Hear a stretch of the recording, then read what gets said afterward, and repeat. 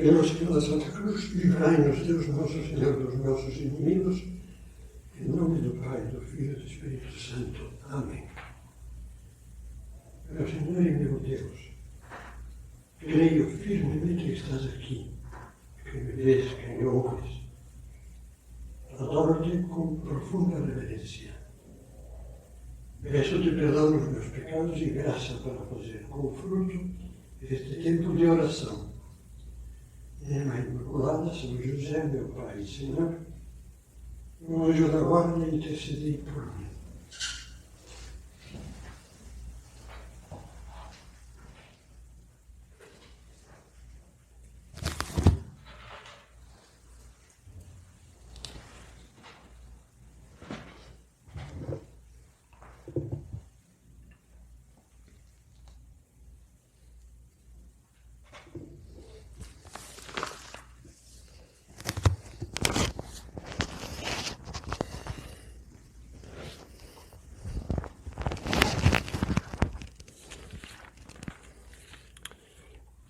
Vamos fazer esta última meditação do retiro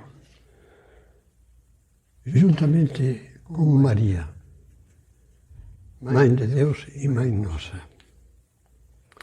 E vamos começar lembrando o momento cume da vocação e da missão de Nossa Senhora. Um momento cume que é narrado por um dos protagonistas, São João. Diz assim: junto à cruz de Jesus estavam de pé sua mãe, a irmã de sua mãe, Maria, mulher de Cleofas, e Maria Madalena. Quando Jesus viu sua mãe e perto dela o discípulo que amava, disse à sua mãe: mulher, eis aí teu filho. Depois disse ao discípulo: eis aí tua mãe. Dessa hora em diante, o discípulo a levou para a sua casa.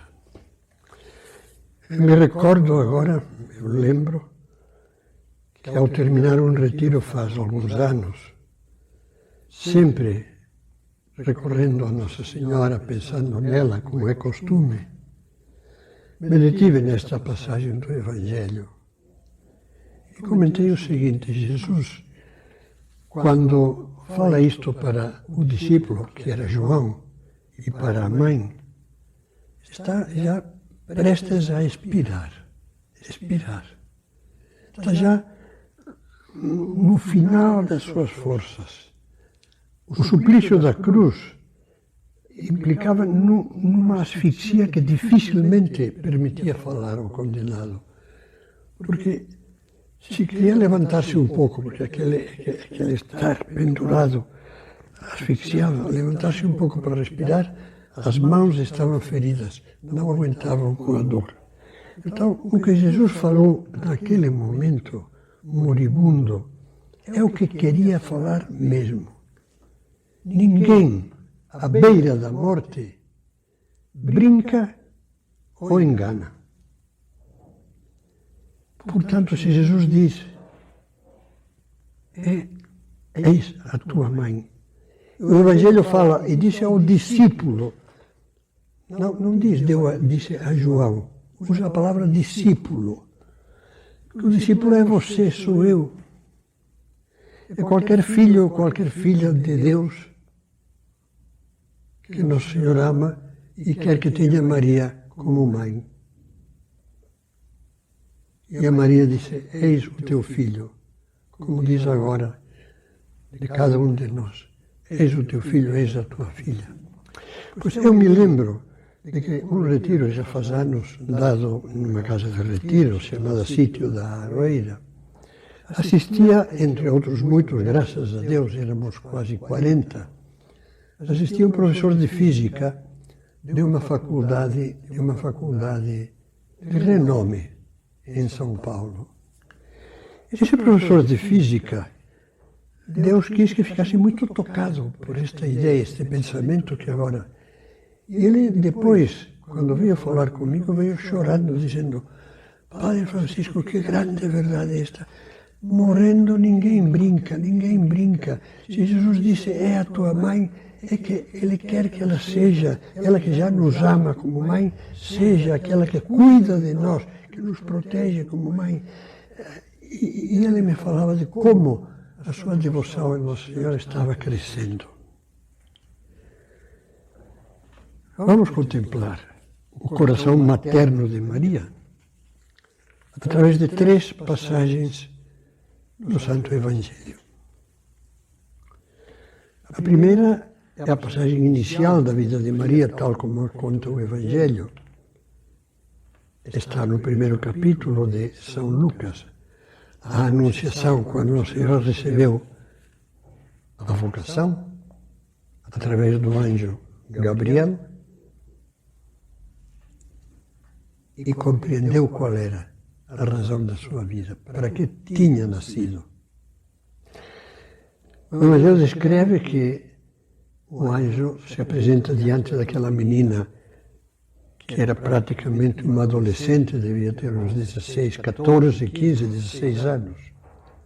Não temas, Maria, encontraste graça diante de Deus. Eis que conceberás e darás à luz um filho, e lhe porás o nome de Jesus, um nome que significa Deus salva. Ele será grande e chamar-se-á Filho do Altíssimo. O Senhor Deus lhe dará o trono de seu pai Davi e reinará eternamente na casa de Jacó.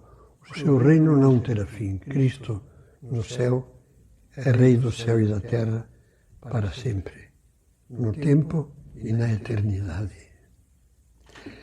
E Nossa Senhora é surpreendida, mas não quer opor resistência a essa chamada de Deus.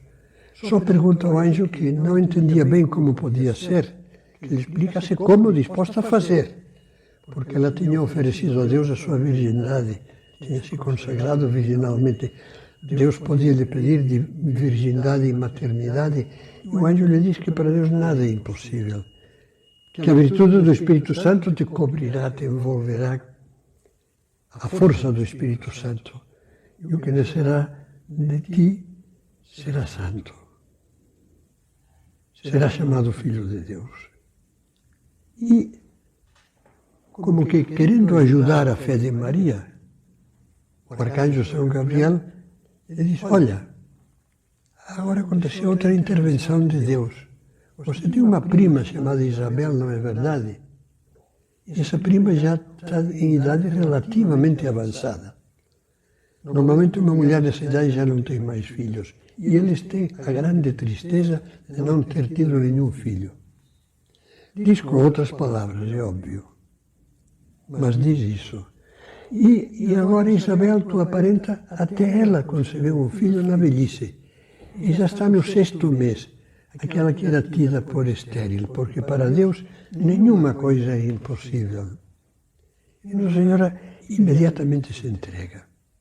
Será Deus que vai fazer esse milagre? Vamos, eu lhe ponho a minha alma, a minha vida, tudo à disposição dele. Eis a escrava do Senhor, faça-se em mim segundo a tua palavra. Que beleza, que maravilha. E o Verbo, dirá São João, quando começa o seu Evangelho, a segunda pessoa da Santíssima Trindade se fez carne e habitou entre nós. E Nossa Senhora, o seu coração de mãe, aqui nos dá um grande exemplo.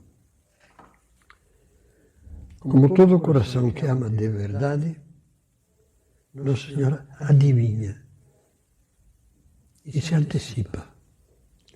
Não espera, o anjo não lhe pediu nada, só informou, como um argumento, uma razão para que Nossa Senhora tivesse fé mesmo, que ela não precisava, mas o anjo ajudava.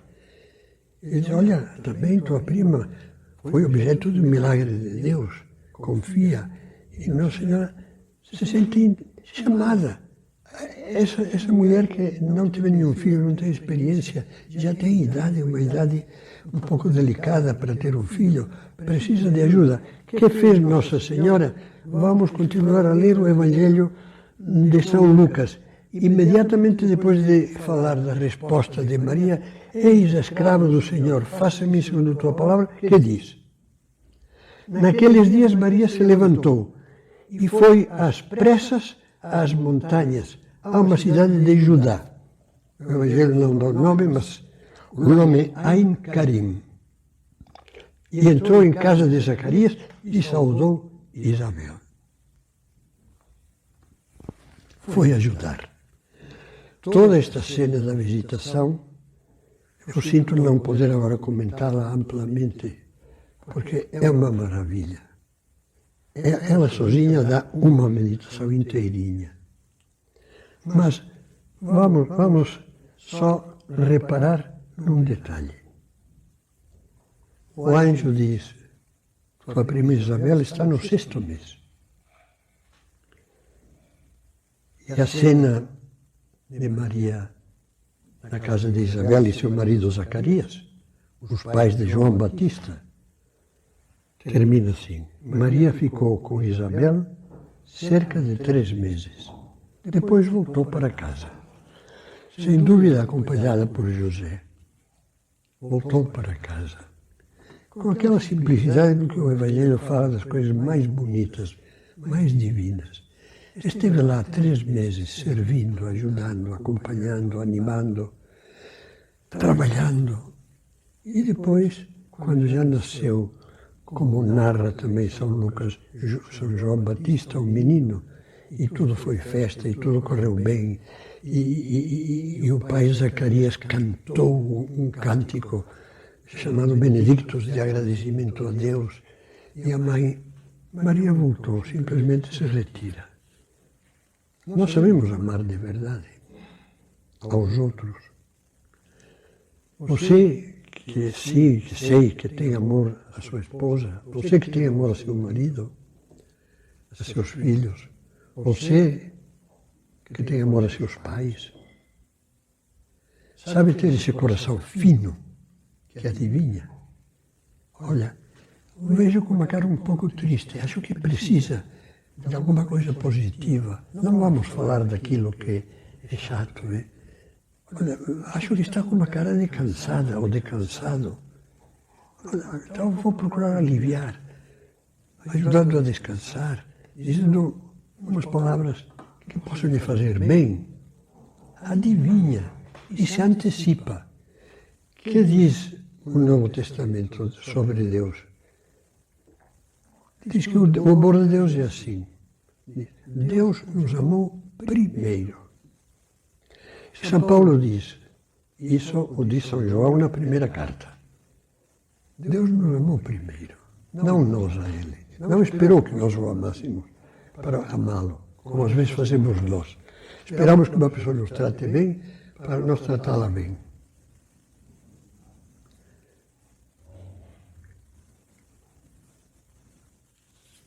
São Paulo, frisando a mesma ideia, diz: quando ainda éramos pecadores, quando ainda estávamos cegos e ofendíamos a Deus, Cristo deu a vida por nós.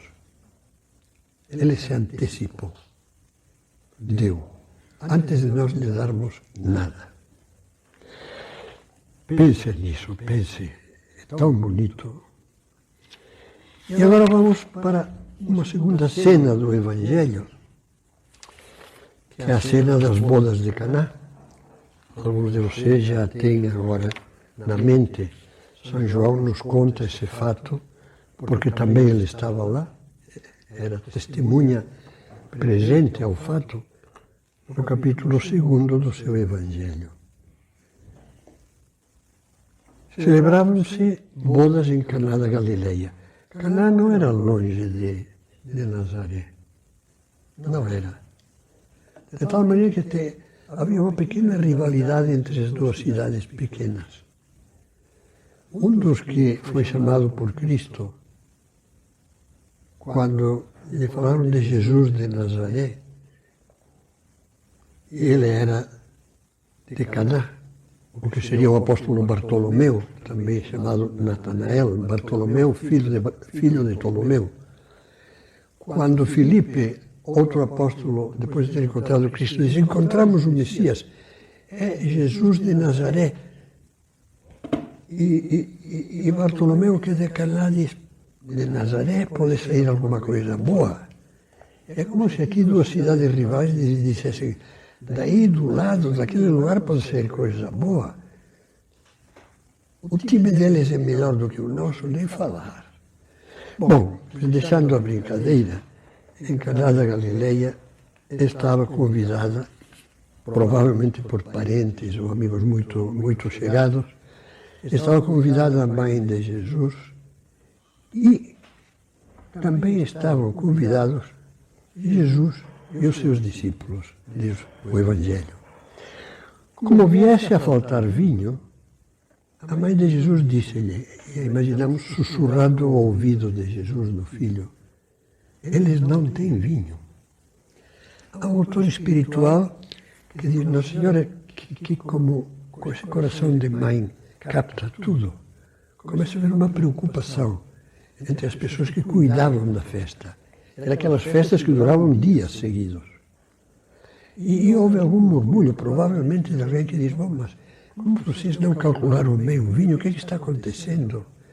Ele a imagina, é por imaginação devota, Maria descendo a adega e vendo lá as vasilhas onde se guardava o vinho, que eram de pedra, e vendo aquelas vasilhas, realmente estavam vazias. Essa família que convidou tanta gente vai passar mal. Então se chega a Jesus: Jesus, eles não têm vinho.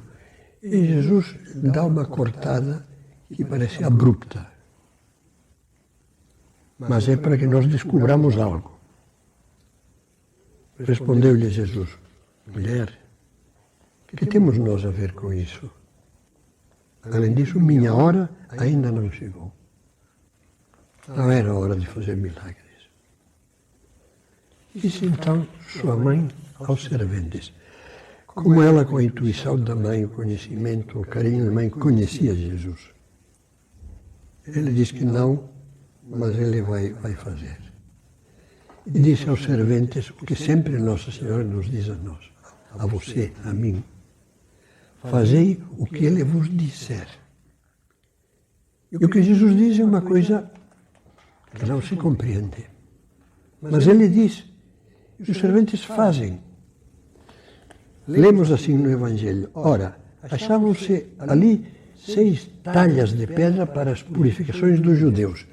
Lavar mãos, lavar pratos, lavar travessas, que continham cada qual 2 ou 3 medidas. Quantidade de cada talha compunha de 80, diz uma nota de pé de página, a 120 litros. Jesus ordenou a esses serventes: enchei as talhas de água. Eles encheram-nas até cima. E depois que eles tiveram feito isso, que fizeram isso, então Jesus disse: tirai agora e levai ao mestre-sala. E eles fizeram isso. O chefe dos serventes provou da água tornada vinho, o mestre-sala, não sabendo de onde era. Se bem que os serventes sabiam, pois tinham tirado a água. Então chamou o noivo.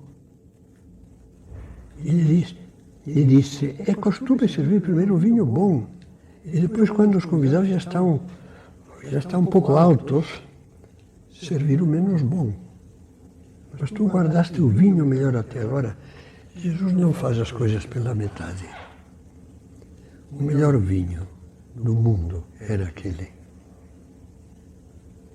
E comenta o Evangelho: este foi o primeiro milagre de Jesus. Realizou-o em Caná da Galileia. Manifestou a sua glória e seus discípulos creram nele. Abriu a fé dos discípulos. E há algumas coisas que nos podem ajudar. Primeiro, a solicitude de Nossa Senhora. Como ela continua se antecipando. Como ela, como Nossa Senhora, ela vê o que nós precisamos, porque isso se aplica também a nós, a cada um de nós. E ela sussurra ao ouvido de Jesus: essa tua filha, esse teu filho não tem isto, precisa disso, sobretudo se nós somos filhos que se achegam à mãe, filhos que se refugiam no regaço da mãe nos momentos um pouco mais difíceis, que olham para ela como um filho olha suplicante para a mãe, e ela vai imediatamente ao filho: olha, ele não tem alegria, ele não tem isso, ele não tem aquilo, até às vezes coisas materiais, como nos indica o milagre de Caná, que Jesus não despreza as alegrias materiais de uma vida sadia, de uma vida honesta. Não despreza o dia a dia, não despreza as festas sadias, santas, não despreza um jantar de amigos bom. Não.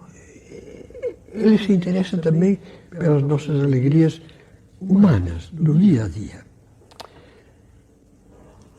Um detalhe importante. O Evangelho faz questão de dizer que os serventes encheram até cima aqueles recipientes. Na realidade, os que visitam a Terra Santa dizem que viram lá pelos lados de Caná recipientes desse tipo que eram talhados na pedra. Pois bem, encheram até cima.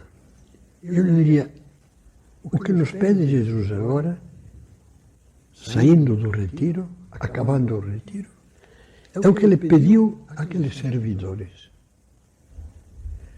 Enche. E qual é a água? A água são os nossos propósitos. O que nós podemos fazer, nós não podemos fazer milagres. Eu não posso mudar de um dia para outro. Mas o que eu posso fazer é carregar um pouco de água, que é a minha boa vontade. E não carregar um pouco e depois me dispensar e dizer: bom, já fiz alguma coisa, já está tudo feito. Não está nada feito enquanto não fazemos o que pudermos. Eu vou, Jesus, vou te dar muito pouca coisa. Isso me faz lembrar aquele milagre da multiplicação dos pães. A primeira multiplicação, que Jesus deu alimento a mais de 5.000 pessoas. Repartiram pães para todos. Mas não fez o milagre enquanto não perguntou: quantos pães tendes? E aí, André vê que um menino, um garotinho, está lhe apresentando: olha, eu tenho isso, aí, 5 pães, 2 peixes. E André, meio envergonhado, vai a Jesus e lhe diz: aqui tem um rapazinho que tem 5 pães e 2 peixes, mas, como dizendo, André, eu não sou bobo, não serve de nada para tanta gente. Que é isto para tanta gente? E Jesus diz: tá bom, manda sentar todo mundo. Pega os pães, reza uma oração de bênção e diz: agora repartam. E os pães se multiplicam. Fez um milagre grande, mas pediu a colaboração que era possível naquele momento. A do menino: 5 pães, 2 peixes. Dá a Nosso Senhor isso.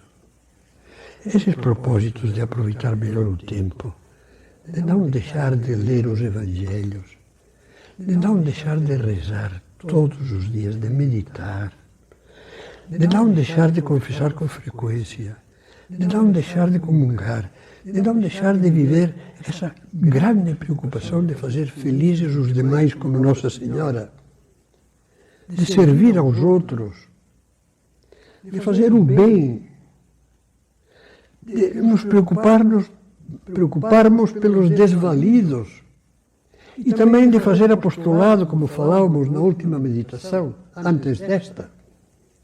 Fazer apostolado, fazer algo para aproximar as almas de Cristo. Como é que nós enchemos as talhas?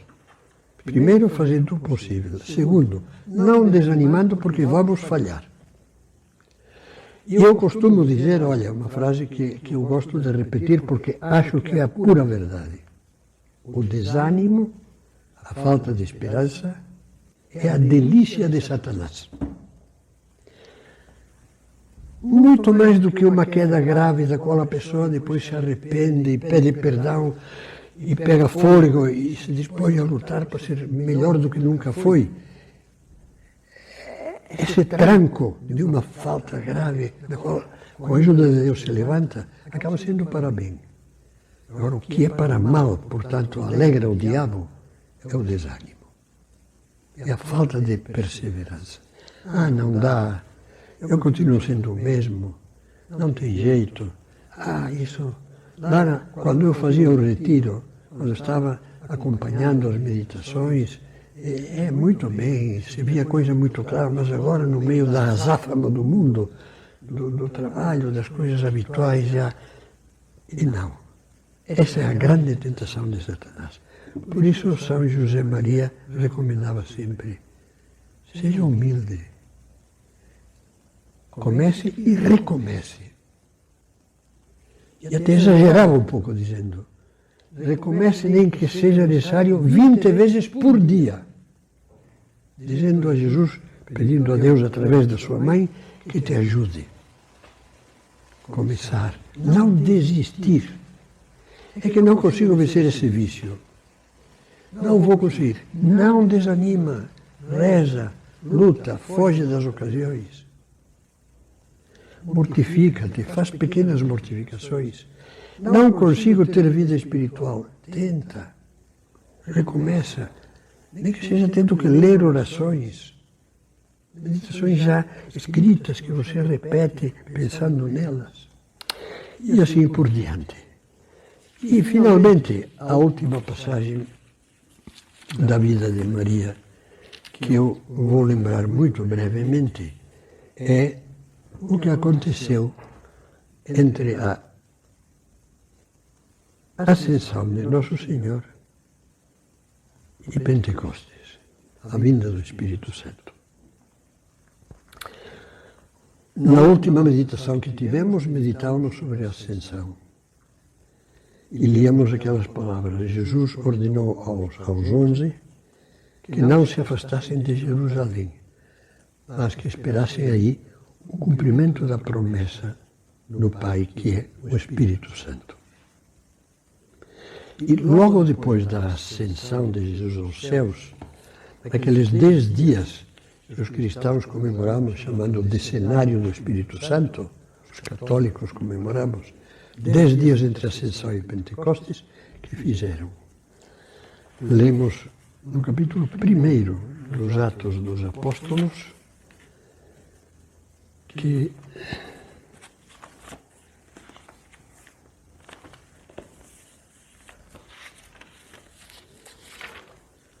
voltaram, depois da Ascensão, olhando para o céu, Jesus, voltaram eles então para Jerusalém, do monte chamado das Oliveiras. Tendo entrado no cenáculo, naquela sala de cima, onde costumavam permanecer, Pedro e João, Tiago, André, vai dando o nome dos apóstolos, todos eles perseveravam unanimemente, todos juntos, na oração, juntamente com Maria, a mãe de Jesus. É assim que esperavam que viesse o Espírito Santo e lhes desse, como dizia Jesus, a força do alto. Essa força do alto que é a graça do Espírito Santo e são os dons do Espírito Santo. Esse que nos permite que Deus haja em nós, que não sejamos nós sozinhos, que nós sozinhos não podemos fazer nada que tenha valor para a vida eterna. Só com a graça de Deus, que é a graça do Espírito Santo. Assim a chama constantemente o Catecismo da Igreja, a graça do Espírito Santo. Com os dons do Espírito Santo que iluminam o entendimento, que fortalecem a vontade, que fazem arder o coração. Aí sim, isto como conseguiram, como se prepararam para receber esta graça? Os apóstolos e as santas mulheres e outros discípulos que estavam com eles no cenáculo, até que, chegando o dia de Pentecoste, e estando todos reunidos no mesmo lugar, de repente, as línguas de fogo, o Espírito Santo. Com Maria, a mãe de Jesus. A devoção a Maria é meio seguro de poder seguir o caminho que Jesus nos indica. Vinde após mim. Com ela podemos. São José Maria alegrava-se muito de repetir: a Jesus sempre se vai e se volta quando nos afastamos como o filho pródigo, e se volta por Maria, sempre. Temos a devoção do terço, que alegria dá ouvir ou ler notícias do terço dos homens, que está crescendo, crescendo, crescendo. Foram dezenas de milhares de homens do movimento do terço dos homens que se reuniram recentemente em Aparecida. Como fazemos? Como cultivamos a devoção do terço? Como imploramos a ajuda de Nossa Senhora? São José Maria diz: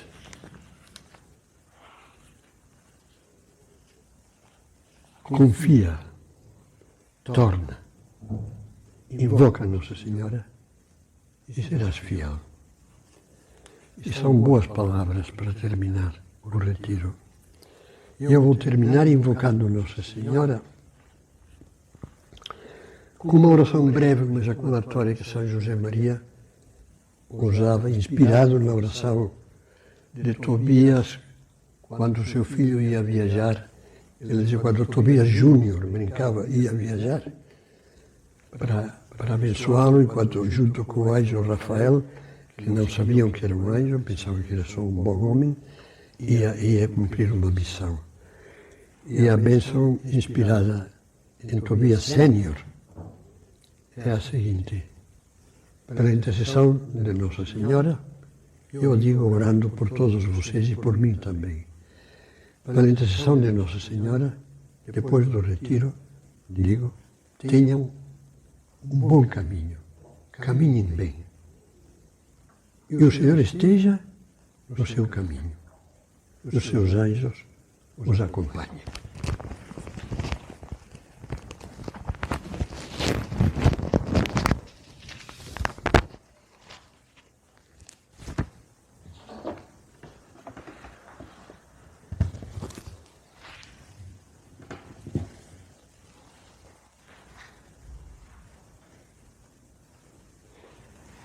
Dou-te graças, meu Deus, pelos bons propósitos, afetos e inspirações que me comunicaste nesta meditação. Peço-te ajuda a os encontrar. Minha Mãe Imaculada, São José, meu Pai e Senhor, meu anjo da guarda, intercedei por mim.